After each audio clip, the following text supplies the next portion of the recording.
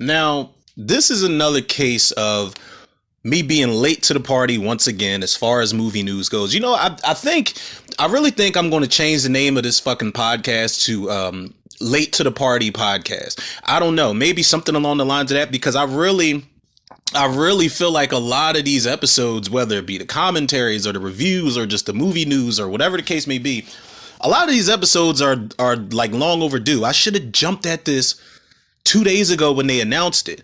And was it 2 days ago? Yeah, I think it was. It was the day before yesterday, if I'm not mistaken. But either way, it's been days, and I need to get a lot better at reporting the news and shit. But, I'm not one of those I got the inside scoop first type of people. I'm not one of those types of, no diss to TMZ, but I ain't one of them motherfuckers. Like, TMZ will announce your death before you even know you're dead. Like, you'll literally be sitting in the living room watching TMZ at like 6 o'clock at night or whenever the hell it comes on. I haven't watched it in a long time. But you'll literally be watching TMZ like, you'll call your wife or your husband, whatever, in the other room, like, honey, did I die today? Because TMZ just reported it 2 hours ago. I didn't have any recollection of this because I'm still up and moving. But I try to make things as relevant as I can when I can. So as I'm pretty sure everybody already heard, and, of course, this is for the uninitiated, but I'm pretty sure everybody or the majority, not majority, but I'll say a good half, especially the major fans of this property, have heard the news a couple days ago that our boy Pumpkinhead, the big guy, is getting a reboot. I don't know, people use that word loosely all the fucking time. They say reboot, remake, reimagining, recalibration. Doesn't matter which RE prefix you put on the word, it's a fucking remake. Now, unless you do something along the lines of Halloween 2018, Candyman with the new Texas Chainsaw Massacre movies doing, Terminator Dark Fate, where you wipe a slate clean and none of the sequels exist, that's a direct sequel. It's not a reboot, but people, they don't know what the fuck they're talking about these days. All right, let's just keep it a bean. They'll say, yeah, it's a soft reboot of the original. And it's like, no, it's not. It's a sequel to whatever the hell they're picking up from. And everything else has been wiped clean. But nonetheless, people, Pumpkinhead is definitely getting a reboot. And I remember when I heard this news a couple years ago, actually. And I was pretty curious and pretty excited for it back then, because Pumpkinhead is one of those properties that I feel like as much as a cult following the first movie and just maybe the character in general has, I feel like we still do not give Pumpkinhead his flowers the way that we need to, the flowers that he deserves, because Stan Winston, man, God rest his soul, the grandfather of special effects and creature effects, man. Stan Winston created something that I don't think anybody was really ready for, because I don't think it was common, up until like Night of the Living Dead, with Tom Savini being a special effects guy directing that movie, or maybe Robert Kurtzman directing, what is it, Wishmaster. He was a special effects guy in K&B. He's the K in K&B. It wasn't until around movies like that special effects guys were jumping in the director's chair and helming these horror projects. But I feel like Stan Winston created a character on screen that really is, I want to say timeless. And it can kind of be passed on generationally, if that makes sense, because I feel like with the idea of this reboot, that it can introduce a new audience to Pumpkinhead who's not familiar with it at all, especially the kids that love all of these, goosebumps or scary stories to tell in the dark, even though Pumpkinhead is a hell of a lot darker than those properties I just named. But let's go back to the drawing board really quickly when we talk about movie monsters and creature features and stuff like that, because this goes hand in hand with the fact that I said I feel like we don't give Pumpkinhead his flowers. We don't give him the credit he deserves. Yes, it's been a rocky series, which we'll get to in a little bit, but as of right now, I feel like what do we think of when we say, like, who or what do we think of when we think of movie monsters? When I say that term, movie monster, I feel like a lot of people, especially the OGs, the old heads that are older than me, and a lot of people that gravitate towards this podcast, that demographic, I feel like when we hear the term movie monster, a lot of the OGs may think of Boris Karloff as, Frankenstein and the Mummy. they might think of Bela Lugosi as Dracula, Lon Chaney Jr. as the Wolfman. That type of era was, I feel like it was the birth of the modern movie monster, so to speak, the Universal movie monsters.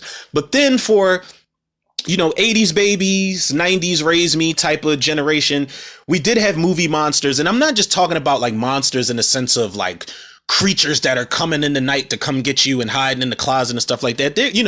Michael Myers is considered a movie monster, so to speak. But, excuse me, people. But, for 80s babies, 90s raise me type of era, people would, hear the term movie monster and think of Robert Englund as Freddy Krueger. They would think of Doug Bradley as Pinhead, Tony Todd as Candyman, Kane Hodder as Jason, Andrew Divoff as, Wishmaster. And I mentioned those names because those are some of the actors who came back to play roles. I know a lot, like they're a different actor every time they played Jason Voorhees up until part 7. But Kane Hodder is like the epitome of the movie monster version of Jason because he came back not only once, but he came back 4 times to play that role, if I'm not mistaken. Andrew Divoff came back twice to play Wishmaster, or he was on screen twice to play Wishmaster. Pinhead in every movie except Hellraiser Revelations and Hellraiser Judgment, thank God. But and as far as movie monsters, like actual monsters or creatures go, people would think of, if you hear the term movie monster, people would think of aliens and Predator and Rawhead Rex or the Leviathan creature. And funny thing, I mentioned aliens, Predator, and Leviathan. Stan Winston, who directed and created Pumpkinhead, created those designs for those monsters. And Stan Winston, man, he's been behind a whole bunch of shit. The Relic, like he is so many movies that he created monsters for, man. Terminator 2, like just so much shit, man. And I feel like we don't think of Pumpkinhead right away, because he just, as good as that original movie is, as classic, yes, I'm going to go as far as to say as classic as that original film is, people feel how they feel about the sequels. Like I said, we'll get into that. But as classic as that first movie is, still a classic, still cult status. But I feel like Pumpkinhead in that movie just couldn't really hit the mainstream popularity like something like Alien or something like Predator or anything like that. Because while it did have Lance Henriksen starred in the role, I'm not sure how big of a star he was at the time. I don't know if he had starred in Near Dark prior to that or after that. But you've got Lance Henriksen headlining this thing, and no diss to the guy, he's one of the greatest actors ever, and I feel like he's horror royalty, another guy that doesn't get his flowers the way he should because he's an amazing actor. But I feel like the only thing you really had headlining this movie back in the day that just came out of nowhere was the creature of Pumpkinhead. So it's like it was an original thing. It wasn't any fucking source material that I know of. It wasn't. There's actually brief source material we'll get to. But there was no gothic graphic novel, or there was no comic book, or there was no TV series or nothing. This was just what it was. This was an idea that spawned from an even smaller idea that didn't have shit to do with the actual Pumpkinhead creature. But I just feel like, it couldn't quite get there. It couldn't quite get there, man. You got to look at, for all, I know people get tired of me mentioning Night of the Living Dead, but look at something like Night of the Living Dead. I mean, people had never seen anything like that before, but that movie had to gradually grow to get the status, cult status, mainstream acclaim, whatever you want to call it, that it has today. It didn't really happen overnight. And that goes for a lot of horror movies, but I feel like Pumpkinhead is definitely one of those films that shares that same fate, not in a bad way, because we are getting the resurrection of the demon of vengeance, but it just couldn't get there, man. It just couldn't get the mainstream acclaim as most movie monsters in the 80s or even in the 90s for that matter. But safe to say, Pumpkinhead is still a memorable character. He's got a memorable look, a memorable story surrounding it. The characters maybe not so much, except Lance Henriksen and Miss Osi. But the series overall, we have to ask ourselves this question: how has the series been overall for Pumpkinhead to even be getting a reboot? And my personal opinion for that, and I'm pretty sure people would share the same opinion. I know a lot of people that would share the same opinion with me. This series, over the course of 4 films, has gone from good to okay to terrible to fucking disastrous. And when I say disastrous, listen, y'all gonna get what I'm saying. But to backtrack before I jump into because I promise y'all I'm not going to take up too much of y'all time right now. Before I jump into why I think it's a good idea that they're bringing Pumpkinhead back into the fold for a reboot or whatever they decide to do with it, let's just do a quick brief backstory on the history of the series. I'm not going to get all in depth into the movies. I'm going to break them down as I remember them. And I'm going to let that be that. So, so I don't get too long winded. But the first movie came out in 1988. And like I said, the late, great Stan Winston, rest in peace, shout out forever to Stan Winston, man. He was just, little side note, if you go and just watch Stan Winston's interviews on YouTube, man, the guy, like the love that he has for the craft is just amazing, man. The art, just the time and dedication he put into those molds is amazing, man. Of course, he had a lot of help, but he is the driving force behind a lot of our favorite creatures, aliens, monsters, whatever on screen, and just effects in general. But Stan Winston jumped in the driver's seat of this movie. And prior to that, Stan Winston had done, he'd done effects for The Wiz, and which I never knew until last night. I had to brush up and do some research on the guy and as far as what he has done, like in the past type of things that might have went over my head. I had no idea he did effects for The Wiz. I had no idea he did effects for the blaxploitation horror film Dr. Black and Mr. Hyde.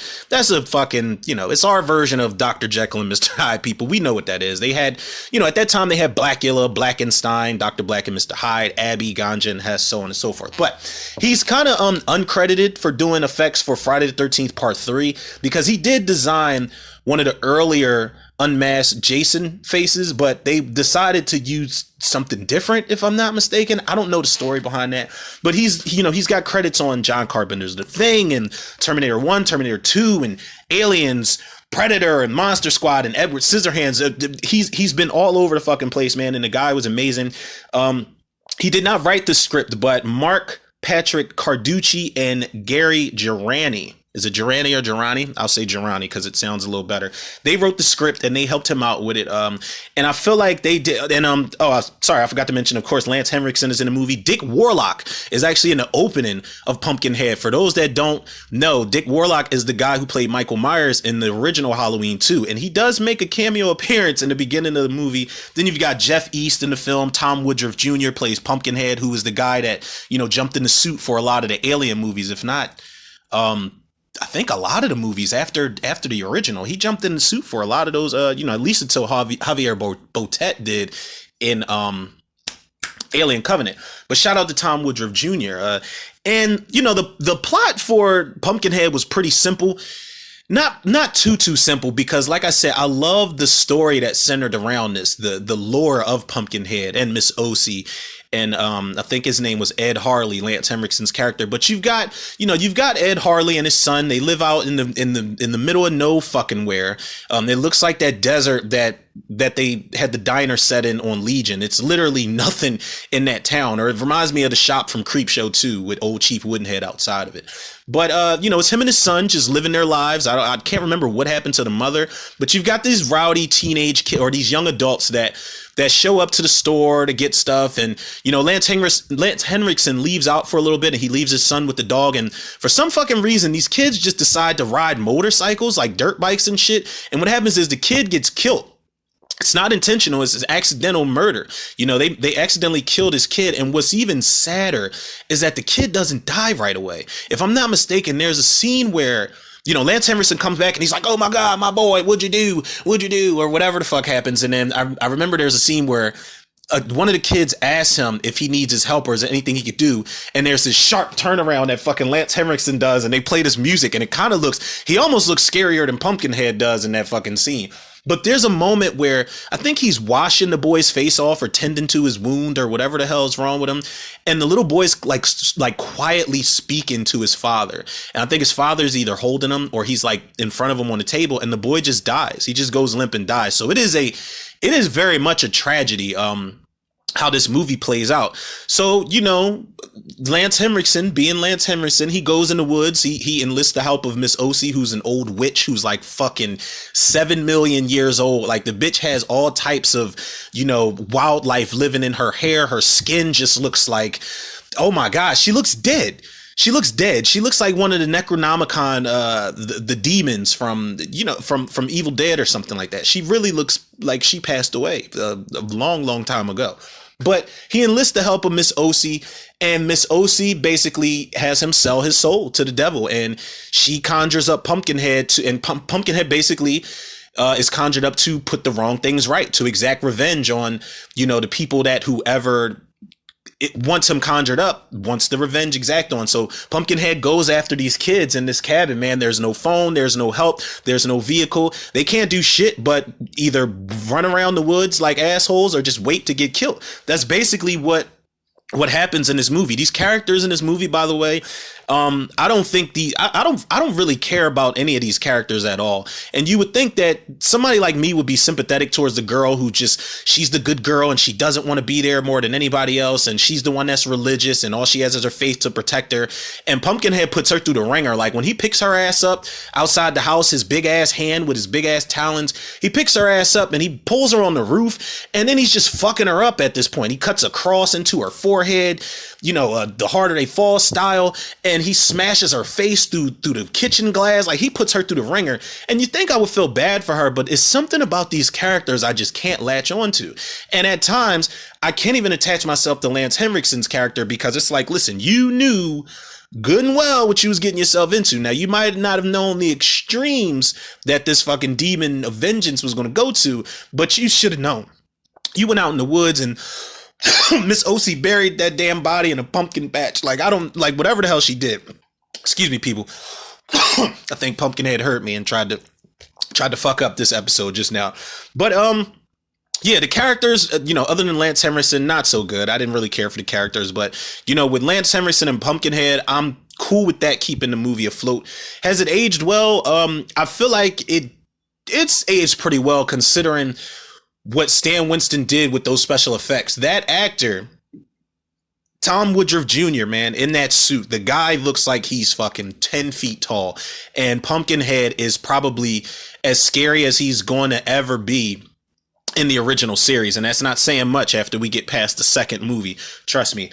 But the movie, I feel like it still holds up. It's a movie that I can either watch regularly or I can watch every Halloween, like on some traditional movie type of stuff with Halloween and Night of the Living Dead and Trick or Treat and stuff like that. It's definitely one of those types of films for me personally. But I still feel like Pumpkinhead, maybe now with the news of the new reboot coming, maybe people will go back and watch that original and be like, yo, this is actually a really decent, solid, grounded monster movie. And as far as the sequel goes, I know a lot of people don't share this opinion.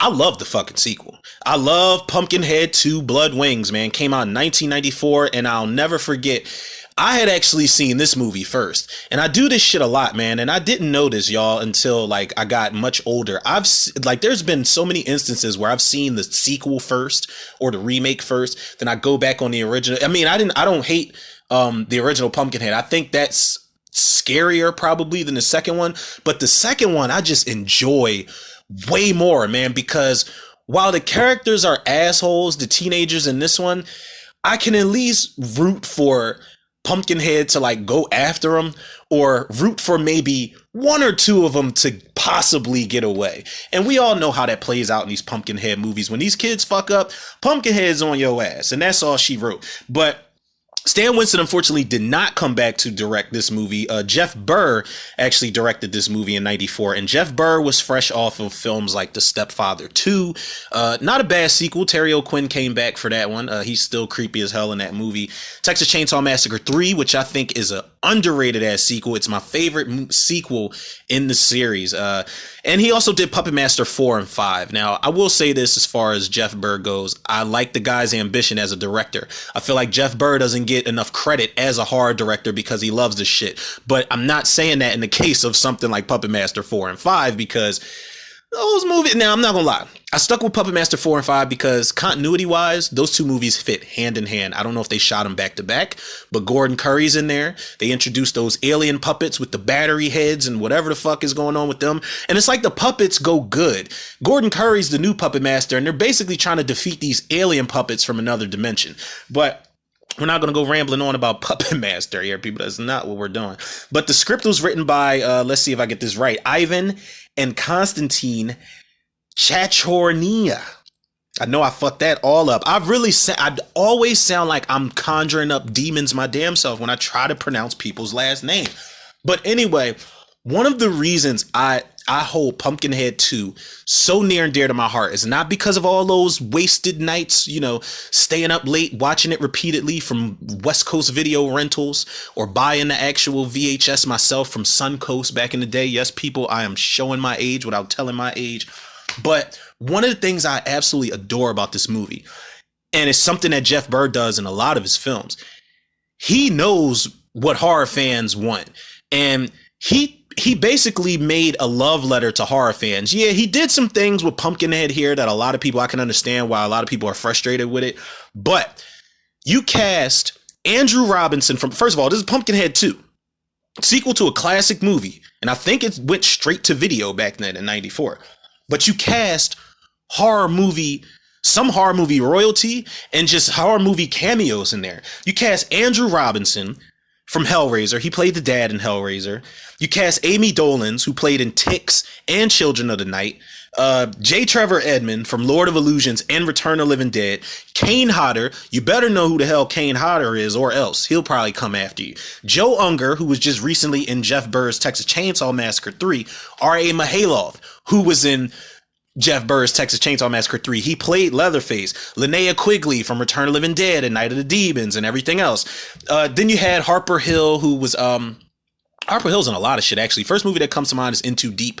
And then you had the girl, what was her name? Soleil Moon. The girl who played Punky Brewster is in the goddamn movie. Now the plot is it's pretty much the same thing, but it's a little different because you get a backstory on Tommy, who's a deformed young boy who would ultimately grow to become Pumpkinhead. So what happens is, back in the day, there's a flashback sequence of Tommy, Miss O.C. in the woods feeding Tommy. The shit looks like dog food and mashed what the fuck. I don't even know what it is. But he's eating it. And this is where they kind of fuck up. Not necessarily for me so much. It kind of bothers me in context, but not like it bothers everybody else. This pisses a lot of people off because it's going to make Pumpkinhead sympathetic, and they do it in the backstory and they do it at the end of the film. And I can understand why a lot of people hate this movie because of that. I'm not one of those people, but I can understand their frustration.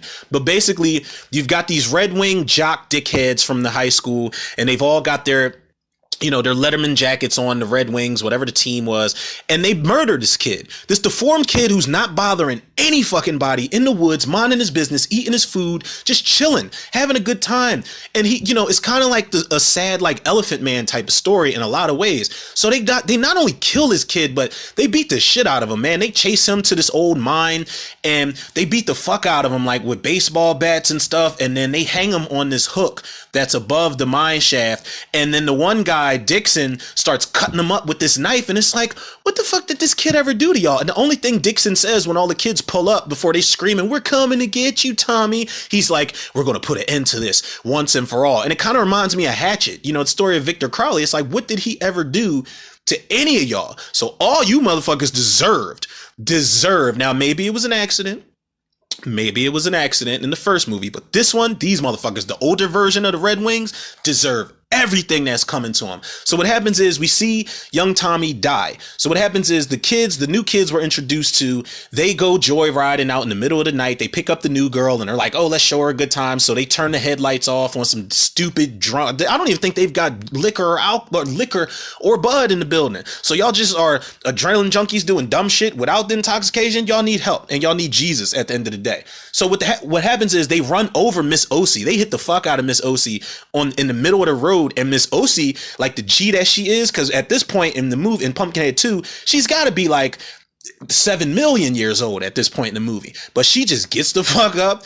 I don't know if she takes her groceries with her because she's got a bag of groceries, and she just walks off and she goes home. So there's this good line where the girl's like, Danny, a hit and run serious shit. Like, we got to check and see if she's okay. I know where she lives. So they go to Miss Ocie's house. They start fucking around with all this voodoo and black magic type of stuff. They find some cursed blood, and they see like a map, or like basically like a blueprint of the graveyard that's outside of Miss Ocie's house. So what they do is, one of the kids, J. Trevor Edmonds' character, Danny, he fucks up Miss Ocie, and her house catches on fire while they're outside trying to bring little Tommy, aka Pumpkinhead, back to life. So when they pour the cursed blood on him, Miss Ocie curses all of the kids like out loud. So Pumpkinhead comes back and does what he does best, man. He exacts bloody revenge on everybody. But what he does is he goes after the kids last, and he goes after the Red Wings first. The Red Wings being Joe Unger's character, Ari Mihalov's character, Kane Hodder and his other crew, and Judge Dixon's character.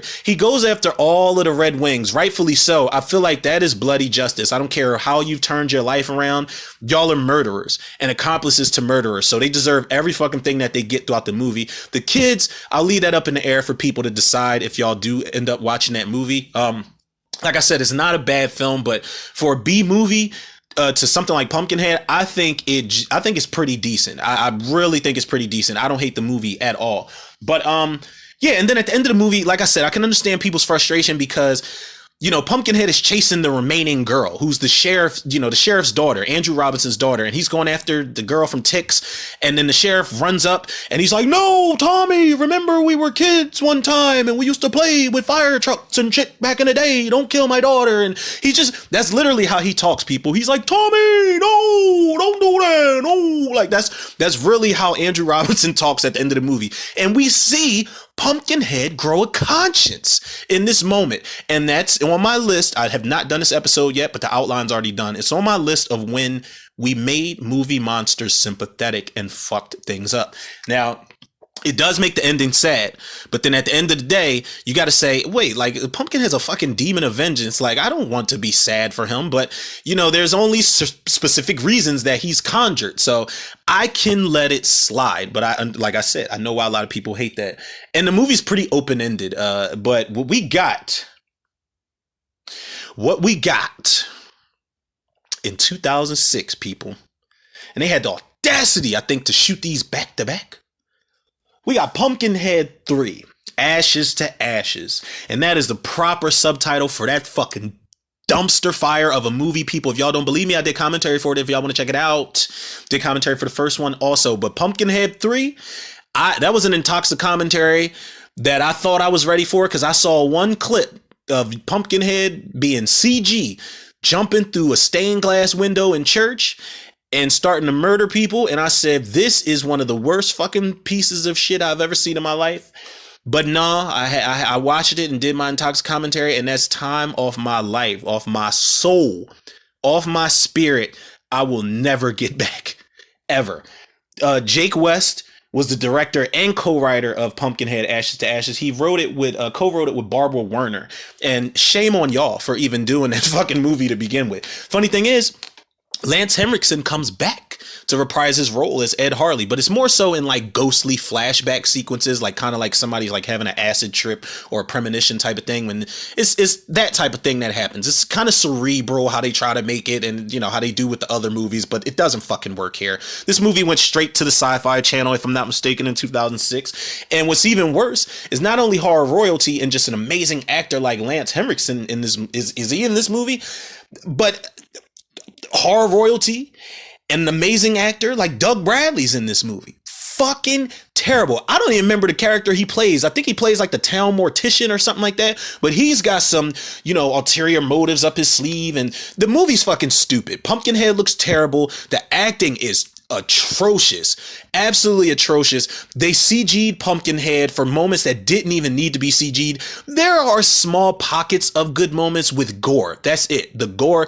maybe. But other than that, the movie's a fucking waste of time. So anybody that ever hated Pumpkinhead 2, I really want y'all to put some spec on that movie's name, because Pumpkinhead 3 Ashes to Ashes is quite the piece of shit, ladies and gentlemen. And I'm not joking here. Like, I'm not doing my dry humor jokes and my sarcasm like I always lay on thick in these episodes that some of you come to know and love.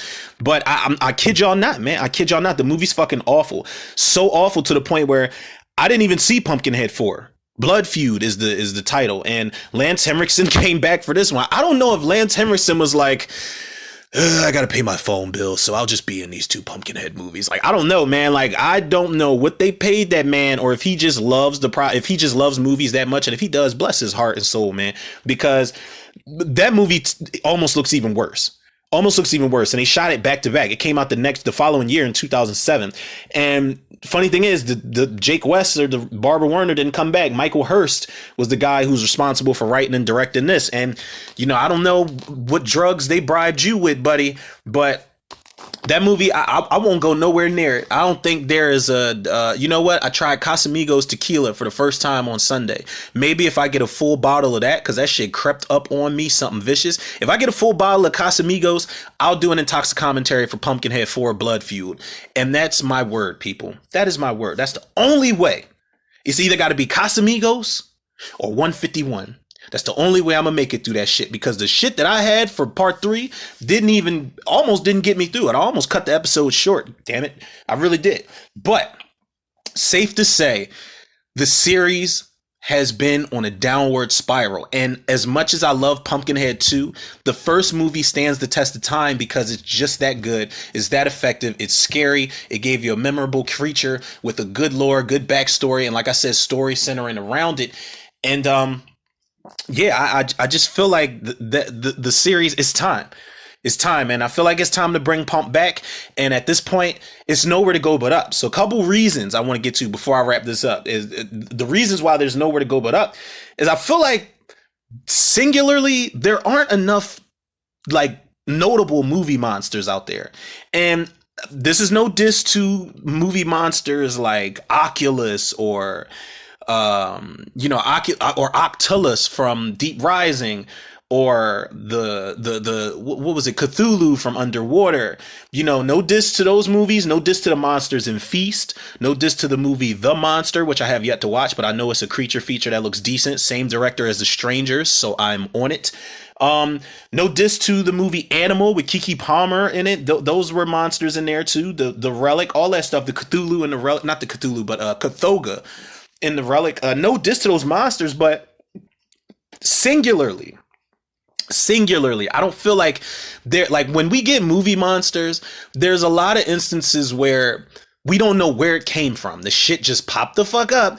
And that's fine, but it's also fine to know where these things came from. Now, I am biased because as far as A Quiet Place goes, I don't need to know where those monsters came from at all. I'm cool with just being completely oblivious to where they came from, how they got here, what they're doing here, whatever. I don't need all of that. But I feel like singularly, we need Pumpkinhead back because it's going to open up a door for way more creature features to get made. I feel like that's something mainstream wise that is lacking in horror cinema. Now, a lot of the creature features monster movies I've seen recently, with the exception of Underwater, have been straight to VOD, straight to, it's stuff like that. They don't get theatrical releases like they used to. Take me back to the era where monster movies were borderline blockbuster films, man. They have the potential to be that good if they're directed that well, if they're written that well, if the acting is that good, and especially if the effects are good. If you sell people on the monster, the characters are kind of a plus. You don't want to see the monster kill everybody off. You want to root for characters. That's one of the reasons I love Deep Rising, is because a lot of those characters were assholes, but while I root for the monster to get maybe one or two of them, one in particular, but while I root for that one in particular to get eaten, I'm rooting for the majority of the rest of the characters to get the fuck away from this thing and come out victorious. So I feel like we need Pumpkinhead to come back to to kick that door open with that long ass leg and that size 27 shoe or that foot, to just kick the door open and just open up the door for the rest of his homies. He'll let in Rawhead Rex. He'll Pumpkinhead will be back in the club. He'll be back in the club at the venue, and he'll see Rawhead Rex and Cthulhu from the Relic and all those people in line like, yo, those are my peoples, man. Go ahead and let them in. It's cool. Let them in. No, you stay back. Pumpkinhead from Pumpkinhead 2 and 3, or not 2 and 3, but 3 and 4. But, let the rest of my homies in. It could be a scenario like that, man. I mean, look at something like Halloween 2018. Halloween 2018. Now I'm pretty sure a lot of these projects were in development prior to Halloween 2018 or during, but Halloween 2018 We got a direct sequel to Candyman. We're getting a TV series and a feature film for Pinhead. Texas Chainsaw, if it ever comes out any fucking time this millennium on Netflix, we're getting a direct sequel to that. You know, the lawsuit has, you know, reportedly been settled with Friday the 13th and that series. You know, Nightmare on Elm Street. We're going to get these, you know, Screams coming back out. Chucky has a series. Certain characters and certain movies open up the door for us to get way more things, man. And I feel like that's progressive. And I feel like we need that. We don't need to keep taking steps backwards. And I know a lot of people would disagree with me here and call me hypocritical because it's like steps backwards is a remake. We don't need to keep remaking the same shit. But I feel like if there are certain things to improve on, then I feel like it'll be awesome. I feel like it would definitely be awesome. I also feel like the creepy and authentic backwoods setting, you know, like especially with Miss O.C. and the Legend of Pumpkinhead and the side characters, I feel like the authenticity of that first movie is something that could probably be captured again, because we get a lot of movies that take place in the backwoods, but they don't really capture the backwoods. It just kind of seems like they're just out there just filming. Kids are just running around in the woods, tripping over shit. But very rarely can you make the woods scary nowadays. I feel like one of the movies that made me just look at the woods like, man, I'll go in there any time of night. I don't give a shit because ain't nothing out there, is the Blair Witch Project. I just don't think that movie's scary. And I know a lot of people look at it like, well, it did for the woods what Jaws did for water and Psycho did for showers and Cabin Fever did for cabins. It's like, nah, not I. No, says I. But I feel like just the creep factor of the movie, the way the first movie, even down to the cinematography, man, do I dare say Dean Cundey did that cinematography? I really don't want to say that, and I don't want to pull it up on Google and waste any more time, but I just feel like the authenticity of that first movie can definitely be translated well enough. With a good director, it can be translated well enough and feel almost just like that original movie, but maybe better and scarier, because what scared people back then might not scare people nowadays. So it's always good to up the ante, but just keep the to keep the integrity of the original film if you're definitely going for a reboot here. And plus, we need more, speaking of authenticity and the creep factor, we need more atmospheric monster movies. You know what I'm saying? We don't just need people running around in anywhere USA getting chased by monsters. It has to be a specific setting, a specific scenario that makes monster movies scary.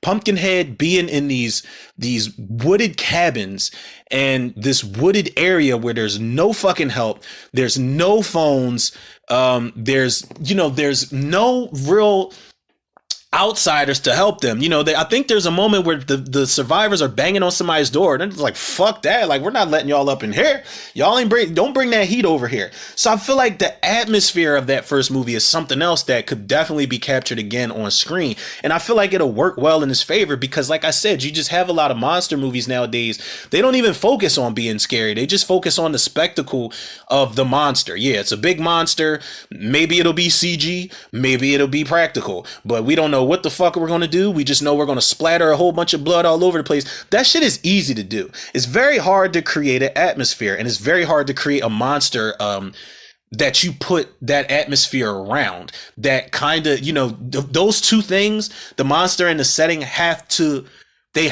coincide. They have to coexist. They have to go hand in hand together, because if they don't, you're just going to have a muddled mess of shit in a monster movie that's not going to work. And this reboot is just going to plummet, man. It's not going to be good at all if they don't, take the proper precautions.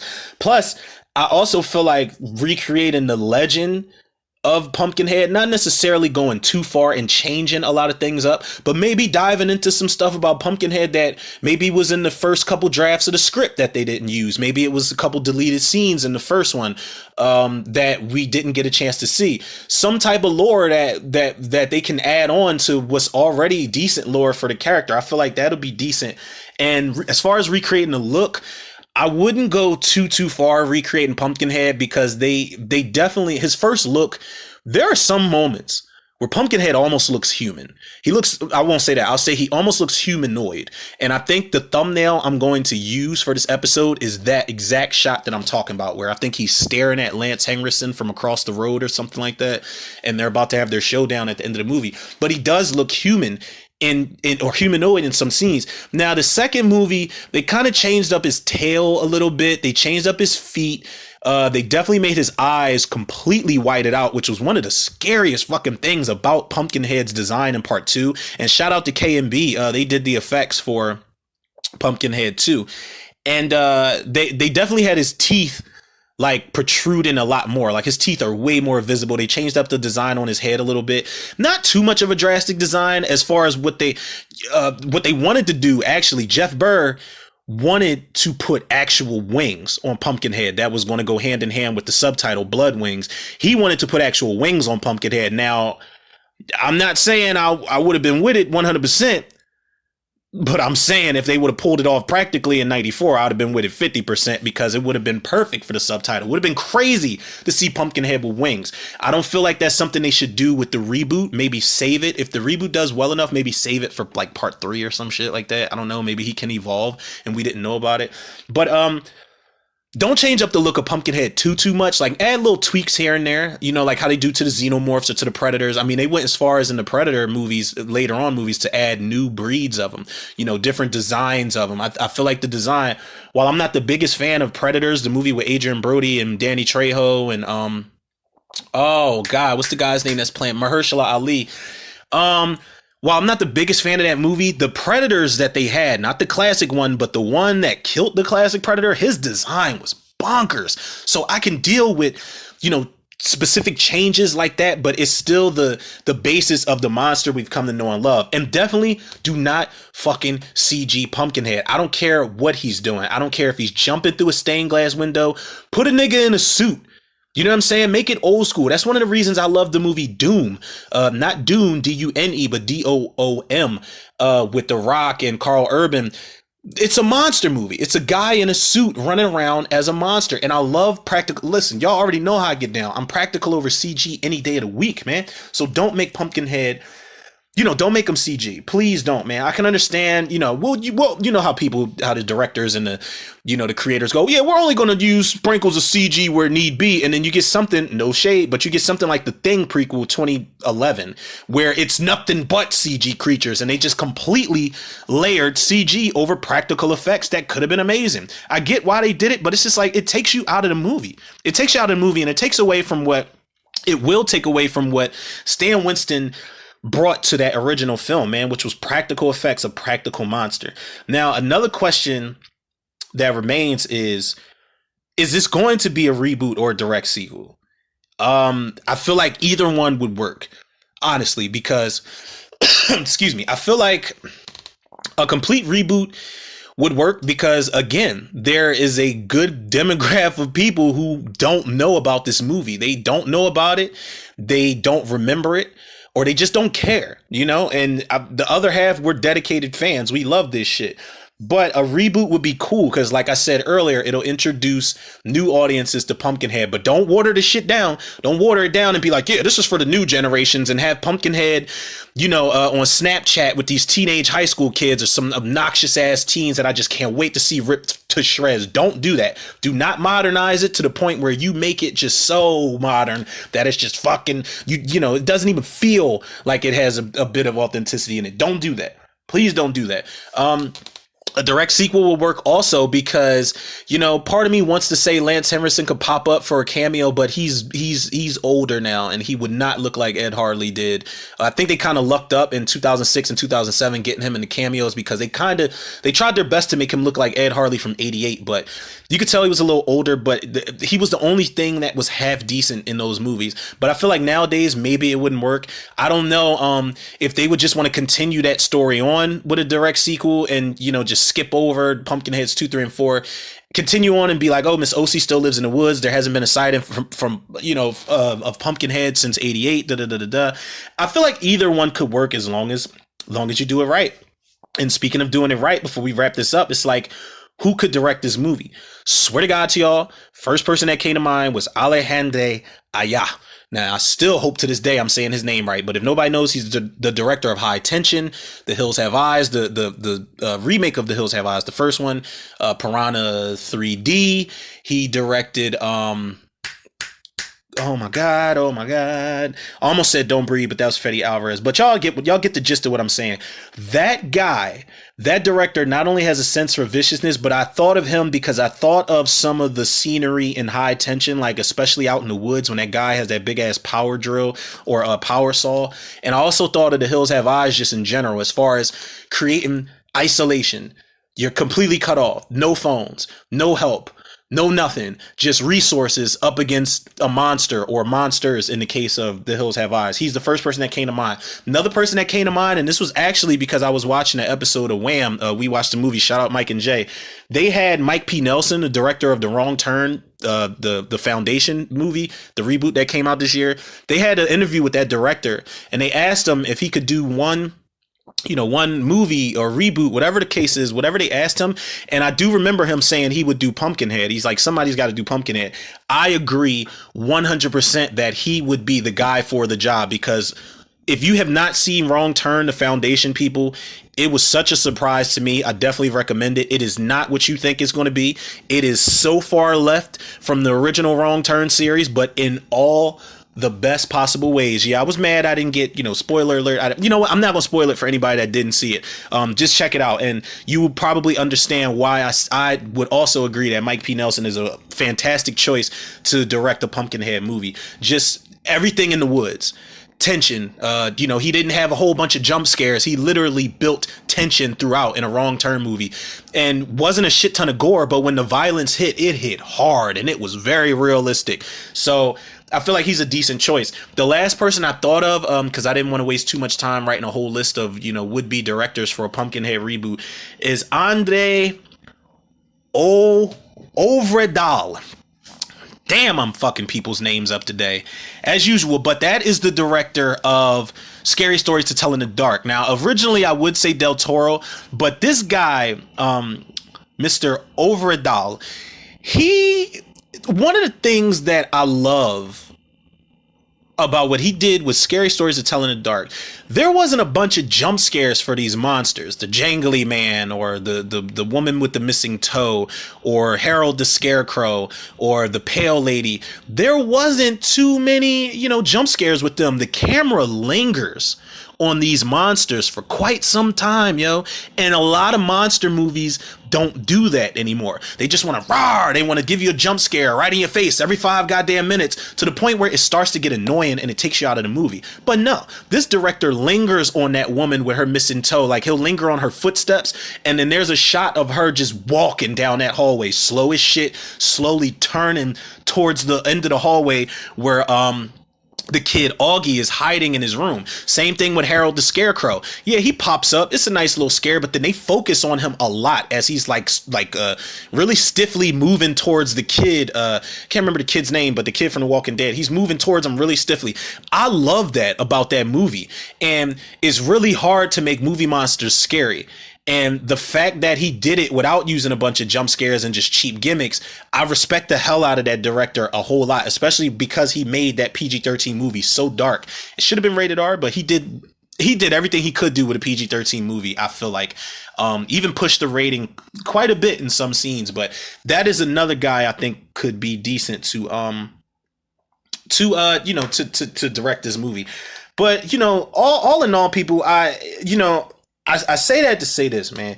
We need to really, if this is going to happen, then I feel like whoever jumps on board with this, actually, before we get out of this episode, let me look and see, because it's not Paramount Plus, it's Paramount Players or something like that. Okay, so the article, shout out Screen Rant, it says the upcoming Pumpkinhead remake is coming from the studio Paramount Players, an offspring of Paramount Pictures that has been quietly expanding its horror catalog in recent years. The company was behind last year's supernatural thriller Spell, great movie, along with the latest installment in the Paranormal Activity franchise, Next of Kin, that was released last month. Paramount Players also has several other intriguing projects in development, such as The Orphan, First Kill, a prequel to the 2009 film, along with the prequel to 2019's Pet Sematary. Now it appears a remake of Pumpkinhead can be added to that list. Okay, so I'm cool with that. I am cool with the fact that we've got people who like horror. They like the genre, but that doesn't always mean that they're the right people for the job, because there's a shit ton of people that claim they love horror and they just pump shit out just to do it. And I ain't with that. I ain't with that shit, man. But I'm actually going to be very optimistic about this, man, because like I said, the series in the fashion of series like the Texas Chainsaw Massacre, it has nowhere to go but up at this point. Nowhere to go but up at this point. So my expectations are like, okay, y'all can't possibly fuck this up any more than it's already been fucked up. So handle with care. Definitely handle with care. And you know, let's take this shit back to, you know, back to a time when creature features had monsters that were dormant throughout the film, because this is another mistake that a lot of creature features make. They want the monster all in your face, all in your face, all in your face. That's one of the good things about the original Pumpkinhead movie, was we didn't really see him a lot on screen, like fully on screen. We would get glimpses of his hand and, you know, his talons picking people up, or glimpses of his head, glimpses of his feet, his tail and shit like that. And the lightning and the thunder would always come when Pumpkinhead came. Pause. But, you know, the second movie was where they had him very much in the forefront. Pumpkinhead is in his full glory. Every single kill, you see him from top to motherfucking bottom. You see him Bane style, broke Leatherface over his knee in the movie. So you see Pumpkinhead just getting, you know, let's get physical. Pumpkinhead been doing his fucking calisthenics, man, because that nigga is limber as shit in the second movie. And then in the third and fourth movie, they put him in the forefront. They CG him, and it's bullshit. But it's neither here nor there. But I love monster movies, creature features, where the creature is dormant, and then every time we see the creature on screen, we earn it, so that it's effective when we see them on screen, not just jump scares. And, you know, I like when they linger upon certain shots for just a little bit, so you get a glimpse of the monster, like, oh my God, that was his teeth. Oh my God, that was his tail. Damn, look at his fucking fingernails and da-da-da-da. Like, I love when they tease you with the monster. So let's get back to that era of monster movies, man. And I'm not saying that there are not great monster movies that didn't make it theatrically, but I would love to have another theatrical run of monster movies. I feel like the 80s jumped it off for me personally, and the 90s was really where it was hitting with The Relic. I consider fucking, you know, Deep Blue Sea and Anaconda and Lake Placid monster movies, honestly. I really do. Oh, I think Stan Winston did the effects for the crocodile on Lake Placid also. But I consider those monster movies. Anything bigger than me, that's coming after me, that could eat me and my friends, it's a fucking monster movie. That's all it is. But I'm saying with movies like, you know, like I mentioned, Deep Rising, even something like Phantoms, you know, I would put Virus up there, but that was more like, they were like aliens using humans as spare parts. I definitely recommend that movie if nobody's seen it. Jamie Lee Curtis hates it, but I love it. So shout out Jamie Lee Curtis. But yeah, man, let's get back into monster movies. I'm pretty sure people are sick and tired. I know I am. I'm tired of being bombarded with all of the fucking paranormal Conjuring movies and all that shit. You know, I'm not getting tired of slashers, but I'm getting tired of the corny ones. You know, the ones that just aren't effective at all, man. Like, you know, there's a shortage of good vampire movies. There's a big shortage of great zombie movies, mainstream wise. There's a shortage of werewolf movies, but monster films, can we get back to the creature features, people? I feel like that was one of the templates back in the day. You know, the movie with the big ass ants. What was it? Them?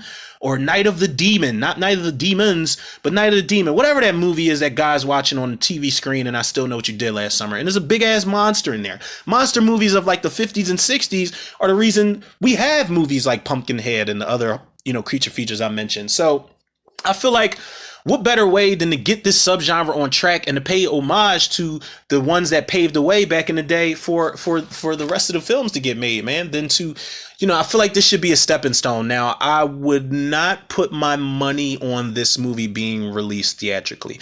Now, Paramount Players, if it's a branch of Paramount Pictures, and I don't know, I can see them kind of just, well, we like the movie, but we want to play it safe, so just send it to Paramount Plus. You know, send it to Paramount Plus with that Fatal Attraction series or some shit like that. I don't know. But I wouldn't be surprised if this does not go theatrical. Would I love to see it go theatrical? Of course. Of course. I would love for Pumpkinhead to become a household name again. If he's not already, I would love for that to happen. And I would love for, like I said, this reboot, remake, whatever they're going to do, direct sequel, whatever the fuck. I would love for this to open up the door for more movies to come, because if there's one thing I love just as much as the next person, it's horror movies, man. Y'all know that. This is what the foundation in which this podcast platform is built is horror movies, people. You know, I don't care what I talk about in between. I mean, I do, but y'all get what I'm saying. I don't care what I talk about in between. Horror movies are forever going to have my heart, man. So I would love for there to be a resurgence of, you know, of monster movies. The same way I love that it's a resurgence in blaxploitation horror, a resurgence in our slasher genre. I really am adoring this shit right now, man. And if any time is good, I feel like now is a good time for horror. Probably, I'm not gonna say the best it's been, but I would say since the 2010s era has been a fairly good time for horror, you know, with Don't Breathe and Green Room and Lights Out and, you know, Quiet Place and all these types of movies that are coming out, you know, even Hereditary, things like that. Let's get a little grittier. We don't have to make art house films every time, people. We don't have to do that. Let's get some motherfucking monster. Let's have a monster mash. Let's get these sons of bitches on screen again so we can have a crossover movie with Pumpkinhead and Rawhead Rex and Cthulhu and Cthulhu and all these motherfuckers. We can even put Wendy Williams in there. We can put Wendy Williams in there for all I care. And I'd just be like, you know what? She's going to be the monster that's going to take down all of the monsters because she's the most insane monstrosity of all, people. And that's all I have to say about that. I'm going to end it on that Forrest Gump note, but y'all already know where to go, man. And if y'all don't, y'all can follow the podcast on Anchor, Spotify, iTunes, Google Podcasts, Apple Podcasts, Overcast, Pocket Cast, Breaker, Radio Public, Podbean, and Podcast Addict.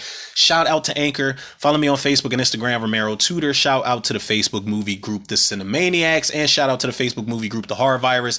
And last but certainly not least, shout out to the Tudor reviewers, the listeners, the lovers, the supporters out there, man. I see those numbers climbing, man, for that Spider-Man Far From Home trailer 2 reaction, and I love it, man. I'm not gonna lie, I'm not gonna lie to y'all, man. I'm gonna keep it a beam before I jump off this, John. I was a little concerned last night because I know I did the trailer reaction last night, but I have crazy OCD and I overthink a lot, and I always have to check up on things repeatedly. But I just kept checking. I was like, wait, is this shit about to blow up tonight? Like, is it gonna be crazy? And it didn't. But today I saw the numbers just hit a crazy spike, and I was like, oh, okay. It doesn't always let me know when people listen right away.